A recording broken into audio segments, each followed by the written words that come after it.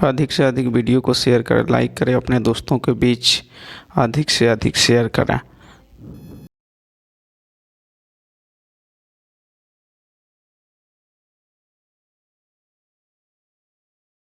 यह वीडियो जो है आपको ऑब्जेक्टिव क्वेश्चन के लिए बनाया गया है, जो इस बोर्ड के एग्ज़ाम के लिए बहुत ही इम्पोर्टेंट है।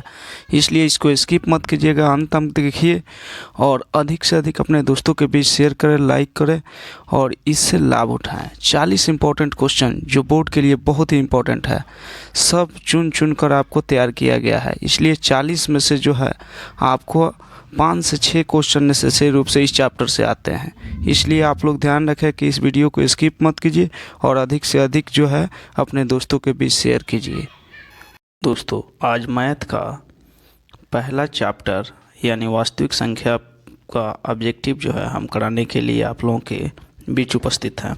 देखिए, इसमें 40 क्वेश्चन रखा गया है ऑब्जेक्टिव, और 40 ऑब्जेक्टिव क्वेश्चन को कराया जाएगा आज। तो इसमें देखिए, पहला क्वेश्चन है, कह रहा है कि 2 या 2 से अधिक अभाज्य संख्याओं का मौसा कितना होता है। तो दोस्तों, कभी भी 2 या 2 से अधिक अभाज्य संख्याओं का मौसा हमेशा 1 होता है। इसलिए इसका ऑप्शन नंबर ए बिल्कुल सही होगा। दूसरा कह रहा है कि 2 परिमेय संख्याओं के बीच कितनी परिमेय संख्या हो सकती है। तो 2 परिमेय संख्याओं के बीच अनंत परिमेय संख्या होता है, इसलिए इसका डी ऑप्शन सही होगा। तीसरा कह रहा है कि निम्नलिखित में से कौन अभाज्य संख्या है। तो दोस्तों, अभाज्य संख्या का परिभाषा होता है कि वैसी संख्या जो एक और स्वयं के अलावा किसी अन्य संख्या से विभाजित नहीं हो, उसे अभाज्य संख्या कहते हैं। तो देखिए, 8 जो है 2, 4 और 8 से विभाज्य है। 9 जो है 1, 3 और 9 से विभाज्य है। लेकिन 11 एक ऐसी संख्या है जो 1 और स्वयं 11 से विभाजित होगी, इसलिए इसका ऑप्शन नंबर सी बिल्कुल सही होगा। आगे हम लोग पढ़ेंगे। देखिए, तीसरा क्वेश्चन में कह रहा है कि तीसरा तो हुआ है, 11 इसका होगा ऑप्शन। चौथा है कि 2 संख्याओं का मौसा 25 और लौसा 50 है, तो संख्याओं का गुणनफल क्या होगा। तो आप मल्टीप्लाई कर लीजिए 25 और गुणे 50, तो 25 25 125 यानी 1250 होगा। इसलिए इसका ऑप्शन बी नंबर बिल्कुल सही होगा। अब आप आइए आगे हम लोग बढ़ते हैं। इसका तो बी सही होगा, तो आपका 1250 होगा। पांचवा आपका कह रहा है कि निम्नलिखित में से कौन अभाज्य संख्या है। तो वही संख्या यहाँ पे फिर 23 हो जाएगा। छठा आपसे कह रहा है कि निम्न में कौन अपरिमेय संख्या नहीं है, यानी परिमेय है। तो देखिए, √11 जो है अपरिमेय है, √15 भी अपरिमेय है। लेकिन यहाँ पर देखिए, √9 का वर्गमूल 3 हो जाएगा और 16 का 4 हो जाएगा। दोनों को गुना करेंगे तो 4 3 12, ये क्या है, एक परिमेय संख्या है। तो इसमें कह रहा है कि एक अपरिमेय संख्या नहीं है, इसका मतलब ये परिमेय संख्या है। आगे हम लोग बढ़ेंगे तो देख रहे हैं, निम्न में से कौन अलग है। अलग कहने का मतलब कि इस चारों में से कौन भिन्न है। तो 3 देखिए 5 परिमेय संख्या है। 16 का देखेंगे तो 4 हो जाएगा, इसका 4 का वर्गमूल 2, तो 4/2 ये भी परिमेय संख्या है। 25 का यहाँ देखिए तो ये हो जाएगा 5/9, ये भी परिमेय है। लेकिन यहाँ पर देखिए √2/5 है जो अपरिमेय है, इसलिए ये आपका भिन्न होगा। 8वां कह रहा है, किसी धनात्मक पूर्णांक ए तथा बी के लिए ए बी का मौसा गुणे ए बी का लौसा निम्न में से किसके बराबर होता है। तो ये हमेशा जो होता है ए गुणे बी के बराबर होता है। इस तरीके का कोई भी प्रश्न आपको पूछता है तो ए गुणे बी मानेंगे। 9वां आपका क्वेश्चन है कि यूक्लिड विभाजन एल्गोरिदम 2 धनात्मक पूर्णांकों के निम्न में से किसे प्रकलित करने के लिए की तकनीक है। तो हमेशा ये मौसा निकालने के लिए प्रयुक्त होता है। निम्न में से कौन परिमेय संख्या है। तो देखिए, √3 अपरिमेय है, ये √2 से √2 काट लीजिएगा तो बन जाएगा 2, तो ये आपका क्या है, परिमेय संख्या है।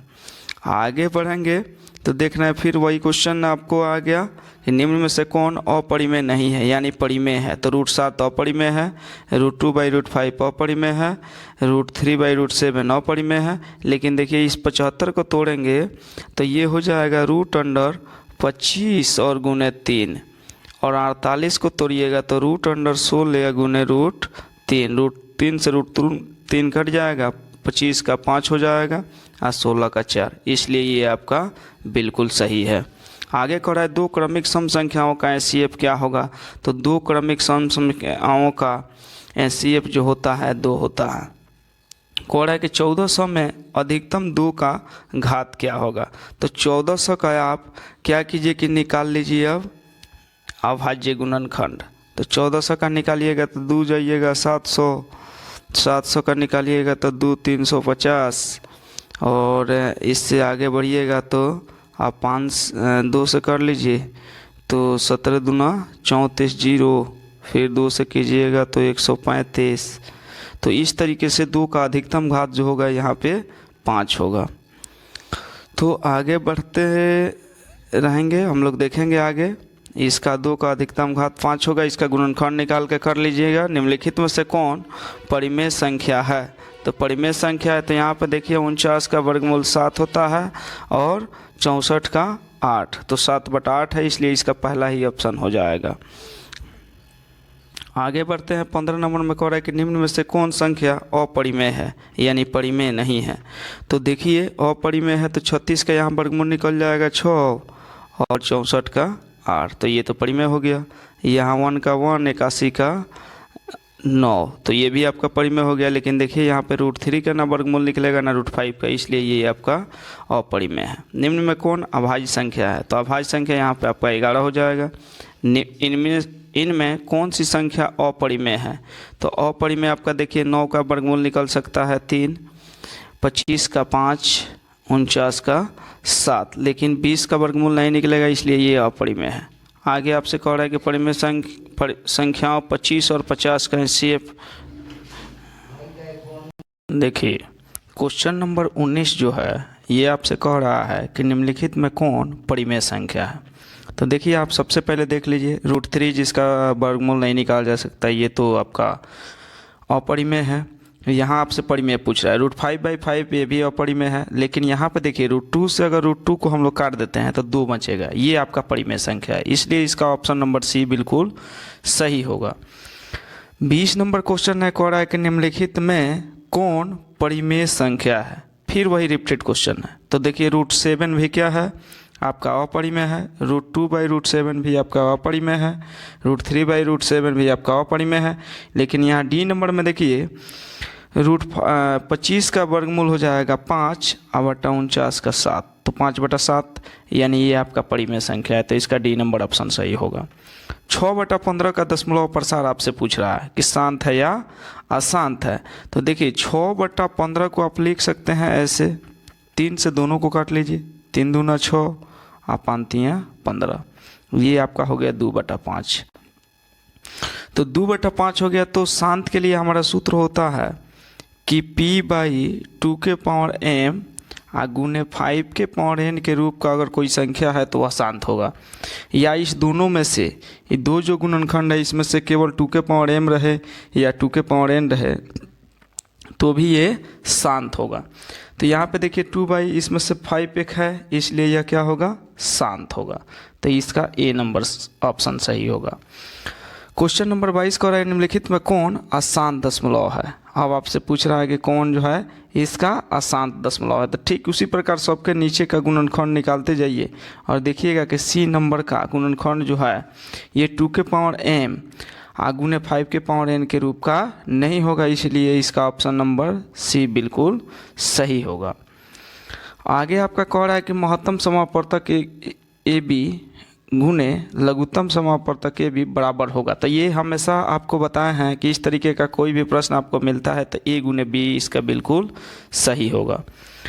24 नंबर कह रहा है कि 625 के अभाज्य गुणनखंडों की संख्या कितनी होगी? तो 625 का आप निकाल लीजिए गुणनखंड, इसको 5 से डिवाइड कीजिएगा तो ये 125 आ जाएगा, फिर आप 5 से कीजिएगा तो ये आपका 25 होगा, फिर 5 से कीजिएगा तो ये 25, ये 5 होगा, 5 एकम 5, तो कैगो हुआ 1 2 3 4, तो इसका डी नंबर ऑप्शन सही होगा, यानी इसमें अभाज्य गुणनखंडों की संख्या 4 होगी। 25 कह रहा है कि दो परिमेय संख्याओं के बीच परिमेय संख्या होती है, तो ये तो अनंत होती है, आपका डी नंबर ऑप्शन बिल्कुल सही होगा। आगे देखिए 26 नंबर क्वेश्चन कह रहा है कि निम्नलिखित में कौन परिमेय संख्या है? इसमें परिमेय पूछ रहा है। तो देखिए इसमें कह रहा है निम्नलिखित में से कौन परिमेय संख्या है? तो यहाँ पे देखिए 49 का वर्गमूल 7 होता है और 64 का 8, तो ये आपका पहला ही ऑप्शन सही है। क्या 27 नंबर क्वेश्चन आपसे कह रहा है कि क्या एक परिमेय और एक अपरिमेय संख्याओं का गुणनफल अपरिमेय हो सकता है। तो देखिए, एक परिमेय और एक अपरिमेय संख्याओं का गुणनफल आपका कभी परिमेय तो कभी अपरिमेय आता है, इसलिए इसका ऑप्शन सी बिल्कुल सही होगा। आगे देखिए 28 नंबर क्वेश्चन कह रहा है कि दो परिमेय संख्याओं के बीच अधिकतम कितनी परिमेय संख्या हो सकती है। तो ये पहले ही जान लीजिए कि दो परिमेय संख्याओं के बीच अनंत परिमेय संख्या होता है। 29 नंबर क्वेश्चन आपसे कह रहा है कि निम्नलिखित में कौन अपरिमेय संख्या है। तो देखिए 64 का वर्गमूल निकालिएगा तो 8 और 36 का 6 होगा, तो ये आपका परिमेय है। 81 का निकालिएगा तो ये 9 आएगा, तो ये भी आपका परिमेय है।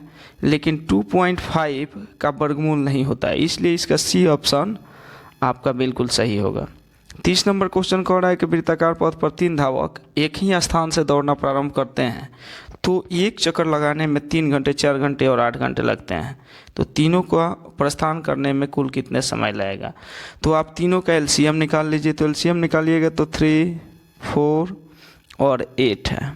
एलसीएम निकालिए तो ये आपका 2 से विभाज्य होगा। 3 एकम 3, 2 दूना 4 और 4 दूना 8। फिर 2 से कीजिए, 3 का 3, 2 एकम 2 और 2 दूना 4। इसके बाद सबको गुना कर लीजिए। 2 दूना 4 और 4 3 12 दूना 24। इसका ऑप्शन नंबर डी सही होगा। आगे देखिए, फिर वही क्वेश्चन कह रहा है वृत्ताकार पर 3 धावक एक ही स्थान से दौड़ना शुरू करते हैं और तीनों एक चक्कर लगाने में 1 घंटे, 3 घंटे और 5 घंटे का समय लेते हैं। तो तीनों को प्रस्थान बिंदु पर मिलने में कितना समय लगेगा। फिर आप एलसीएम निकाल लीजिए तीनों का। तो 1, 3, 5 का एलसीएम 15 होगा, इसलिए इसका डी ऑप्शन बिल्कुल सही है। 32 नंबर क्वेश्चन आपसे कह रहा है वृत्ताकार पथ पर 3 धावक एक ही स्थान से दौड़ना प्रारंभ करते हैं, तो एक चक्कर लगाने में 2 घंटे, 4 घंटे और 6 घंटे लगते हैं। तो तीनों को प्रस्थान बिंदु पर मिलने में कितना समय लगेगा। फिर वही क्वेश्चन लगातार 3 क्वेश्चन एक ही जैसे हैं। 2, 4 और 6 का एलसीएम निकालिए। तो 2 से निकालिएगा 2 एकम 2, 2 दूना 4, 3 दूना 6 और मल्टीप्लाई कर लीजिए। 2 दूना 4, 4 3 12। इसका ऑप्शन नंबर सी बिल्कुल सही है। कॉल है √2 क्या है। तो √2 एक अपरिमेय संख्या है। आगे देखिए 34 नंबर क्वेश्चन कह रहा है √3 क्या है। तो √3 भी एक अपरिमेय संख्या है। कह रहा है यदि x² - 5x + 4 = 0 हो तो x के मान आपको क्या होंगे। तो x का मान यहाँ आपको इससे निकालिएगा तो प्लस माइनस दोनों में आता है, इसलिए यह पूर्णांक संख्या होगा। 3√3 क्या है। तो यह एक अपरिमेय संख्या है। और देखिए 37 नंबर क्वेश्चन, इस तरीके के क्वेश्चन एग्जाम में आते हैं। तो कोई भी क्वेश्चन अगर आपको डॉटेड मिलता है यानी अंक की पुनरावृत्ति होती है तो वह आपका अपरिमेय संख्या होता है, इसलिए इसका बी नंबर ऑप्शन जो होगा बिल्कुल सही होगा। 38 नंबर क्वेश्चन कह रहा है कि निम्नलिखित π/2 में क्या है। अब देखिए π/2 क्या है। तो पाई का मान अगर 22/7 रखते हैं तो ये आपका परिमेय संख्या होता है, लेकिन पाई जब पाई के फॉर्म में रहता है तो ये अपरिमेय होता है, इसलिए इसका बी नंबर ऑप्शन बिल्कुल सही होगा। क्वेश्चन नंबर 39 है, कह रहा है कि निम्नलिखित में कौन सा परिमेय है। अब आपको बताना है परिमेय है। तो आपको पहले ही बताया गया कि पाई जो है अगर पाई के फॉर्म में रहेगा तो ये अपरिमेय होगा, तो ये भी अपरिमेय। √7 अपरिमेय है।